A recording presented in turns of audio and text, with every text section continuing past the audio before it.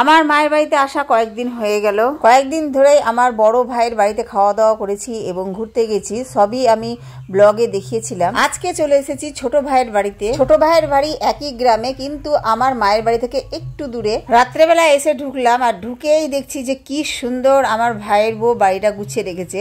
আর সব থেকে কিউট লেগেছে মুরগির বাচ্চাগুলোকে দেখে। প্রথমে তো আমি এটা দেখে ভেবেছিলাম যে পাখির বাচ্চা, কিন্তু না গাইস, এগুলো একেবারে মুরগির বাচ্চা। মুরগির বাচ্চা যে এইভাবে পোষা যায় আমি ভাবতেও পারিনি। সত্যি এটা আমাকে অসাধারণ লেগেছে। এরপর আমার ভাইয়ের বউ এনে দিল মোমো, কিন্তু মোমোগুলো ঠান্ডা হয়ে গেছে।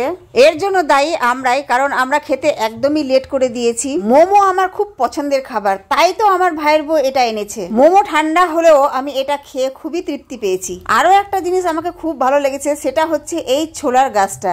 এই ছোলার গাছটা টবে যে চাষ করা হয়েছে, আমাকে এটা খুবই খুবই ভালো লেগেছে। আমি তো ভাবতেই পারিনি যে আমার ভাইয়ের বউ কোমরে ব্যথা নিয়ে এতগুলো রান্নাও করেছে।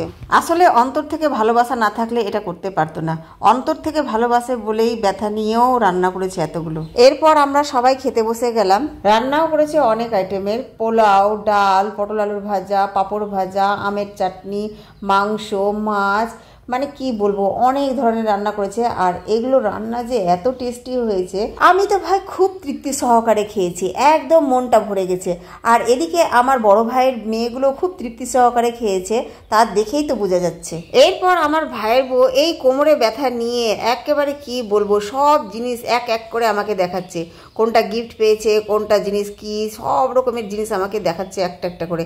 আমিও সব কিছু দেখছিলাম। আমি আমার ছোট ভাইয়ের বাড়িতে গিয়ে একটা জিনিস লক্ষ্য করলাম যে প্রত্যেকটা জিনিসপত্র সুন্দরভাবে গুছিয়ে রেখেছে। আর একটা জিনিস লক্ষ্য করলাম যে দেখেন, ওষুধগুলোও সুন্দর করে গোছানো আছে। প্রত্যেকটা কাপড় সুন্দর করে ভাঁজ করে গুছিয়ে রাখা আছে।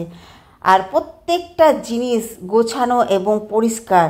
আলমারিগুলো একেবারে চকচকা করে মুছে রেখেছে। আমার ভাইয়ের বউ আবার খুলে দেখার যে নিচেও কাপড় চোপড় আছে।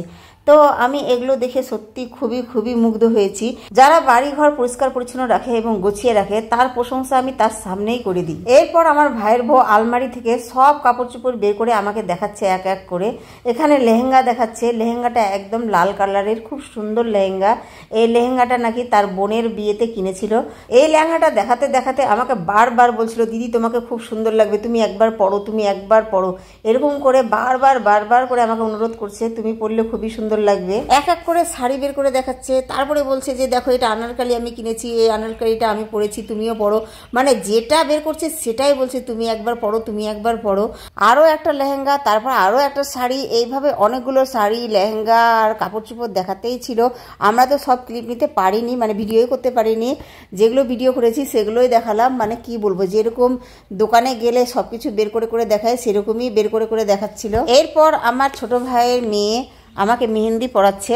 একটা সময় আমার মনে হচ্ছিল যে আমার মনে হয় কালকেই বিয়ে, তো আমাকে সব শাড়ি দেখাচ্ছে, তারপর হচ্ছে মেহেন্দি পরাচ্ছে।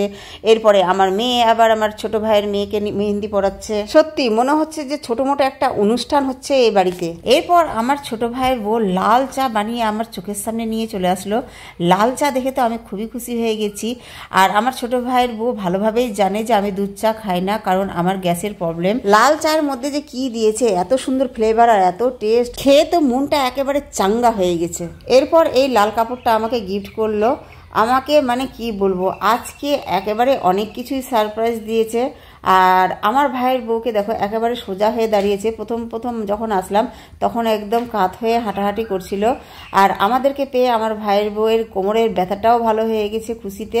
আজকের দিনটা কিন্তু এখানেই শেষ নয়, আরও কি কি কাণ্ড করেছে আমার সাথে সবই এর পরের ভিডিওতে দেখাবো। আজকের মতো এখানেই ভিডিওটা ছেড়ে দিচ্ছি, কারণ লং হয়ে যাচ্ছে ভিডিওটা। যারা আমার ভিডিওটি ইউটিউবে দেখছেন, প্লিজ সাবস্ক্রাইব করবেন, পাশে থাকবেন আমার। আর ফেসবুকে যারা দেখছেন, ফলো করে আমার পাশে থাকবেন। লাইক কমেন্ট তো শিওর চাই। আজকের মতো এখানে টাটা।